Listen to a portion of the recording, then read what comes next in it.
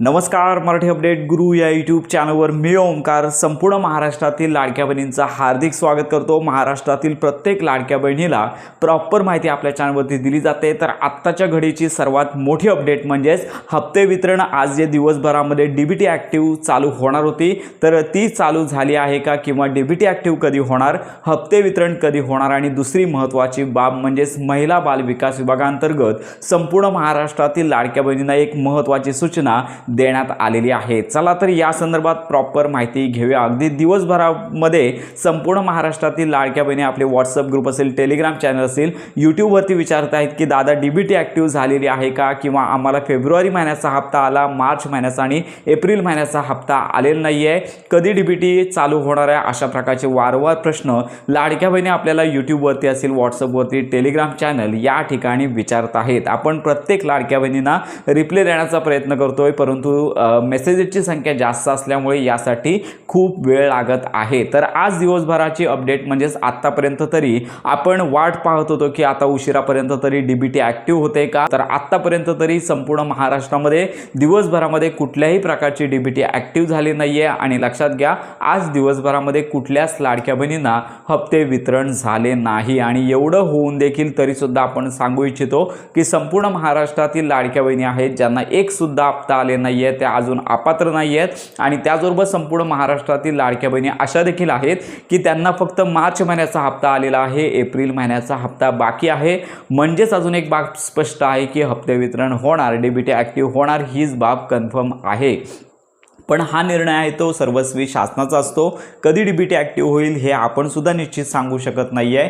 त्यामुळे संपूर्ण महाराष्ट्रातील लाडक्या बहिणींना माझी एकच विनंती की थोडी प्रतीक्षा करा, लगेचच झटकेपटमध्ये निर्णय घेऊ नका। कारण का लाडक्या बहिणींना वाटतंय की हप्ते आले नाही आहेत म्हणजेच आपण अपात्र ठरलोय का, कागदपत्र चुकीची गेलेत का। पण यामध्ये एक महत्त्वाचा प्रश्न आपण मागील काही व्हिडिओमध्ये देखील सांगितला की तुमची KYC बरोबर झाले म्हणून तुम्हाला जानेवारी फेब्रुवारीचे हप्ते आले, KYC चुकली होती म्हणून लक्षात घ्या की डिसेंबर आणि नोव्हेंबर महिन्याचा लाभ चुकला होता, मिळाला नव्हता, आणि त्याच्यानंतर तुम्ही पात्र झालात आणि सध्या त्यांना जानेवारी फेब्रुवारीचा हप्ता आला, पण लक्षात घ्या की मार्च आणि एप्रिलचा हप्ता आलेला नाही आहे। अशा लाडक्या बहिणी आपल्याला वारंवार विचारतायत आणि आपण त्यांना अजून देखील सांगत आहोत की थोडी प्रतीक्षा करा।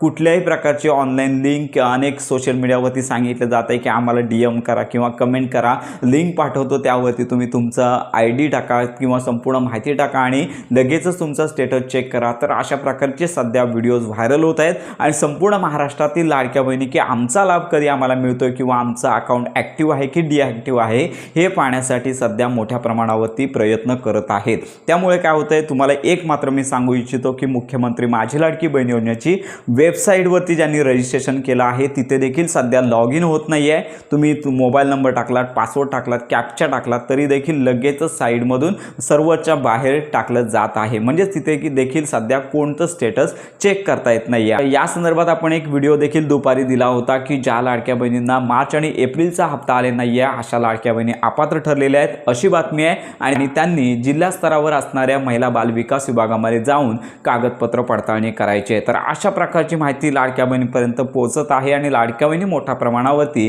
जो जिल्ह्याला जे महिला बाल विकास विभाग कार्यालय आहे तर त्या ठिकाणी गर्दी करत आहे। तर प्रशासनामार्फत देखील सूचना लाडक्या बहिणींना आलेले आहेत की अजून त्यांना वरतून कोणत्याही प्रकारचे शासकीय निर्देश KYC संदर्भात महिला बाल विकास विभागाला आले नाही आहेत। त्यामुळे लाडक्या बहिणींनी लगेचच महिला बाल विकास विभाग जिल्हा स्तरावर आहे तिथे जाण्याची गरज नाही आहे। कुठल्याही ऑनलाईन वेबसाईटवरती काही चेक करायची गरज नाही आहे, थोडी प्रतीक्षा करा, हप्ते वितरण होणार आहे। आम्ही देखील या संदर्भात माहिती घेत आहोत आणि महाराष्ट्रातील प्रत्येक लाडक्या बहिणींना खात्रीशीर अपडेट देतच आहोत। त्यामुळे लक्षात घ्या की अजून कमीत कमी 2 ते 3 दिवसांचं हप्ते वितरण बाकी आहे। ज्यांना मार्च महिन्याचा हप्ता आला म्हणजेच लक्षात घ्या की त्या लाडक्या बहिणी तर पात्र आहेत म्हणून त्यांना हप्ता आला आणि त्यांचा एप्रिलचा हप्ता देखील वितरित होणार आहे। आणि याच्याबरोबरच ज्या लाडक्या बहिणी पात्र आहेत अशा लाडक्या बहिणींना मार्च आणि एप्रिल ज्यांचे दोन्ही हप्ते प्रलंबित आहेत पण पात्र आहेत त्यांना लाभ मात्र मिळणार आहे।